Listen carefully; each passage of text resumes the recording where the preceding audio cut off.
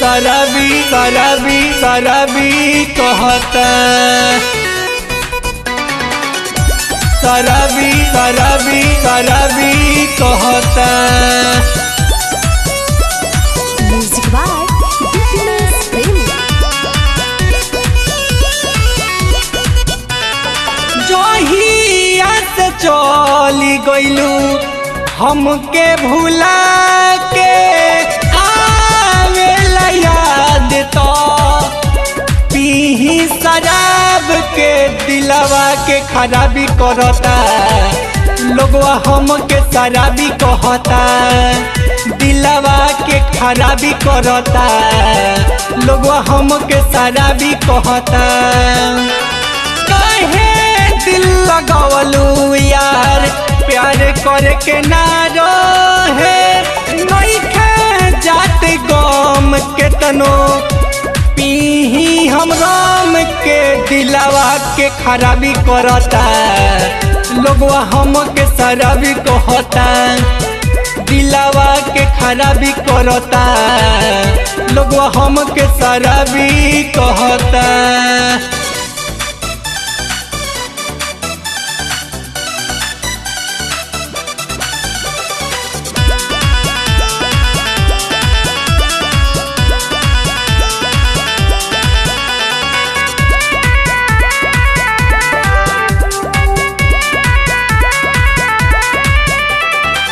कोइले रहलू वादा साथ निभावे के, कहे तू छोड़ी के गइलू हो।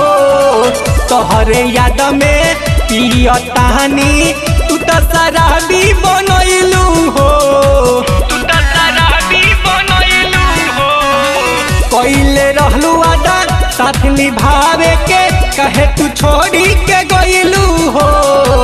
तोहरे याद में पियतानी तू तो शराबी बनइलू हो।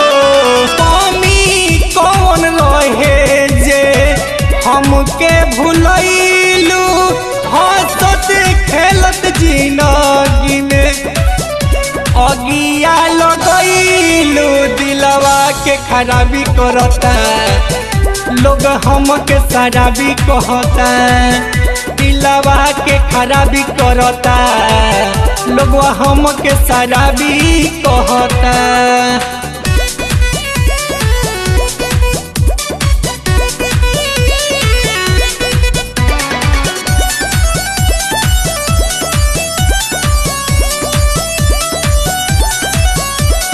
म्यूजिक बाय दीपेश प्रेमी।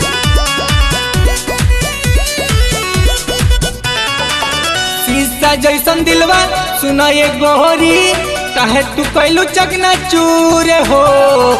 संदीप के पाहा के हथवा छोड़ा के चली तू गहिलू दूर हो। चली तू गहिलू दूर हो। शीशा जैसन दिलवा सुना ये गोरी, काहे तू कैलू चकना चूर हो। संदीप के पाहा के हथवा छोड़ा के चली तू गइलू दूर हो। आधी आधी रोतिया में हमके सतावे, गा के तूफान दर्द सबके बतावे। दिलवा के खराबी करता, लोगवा हमके शराबी कहता। दिलवा के खराबी करता, लोगवा हमके शराबी कहता।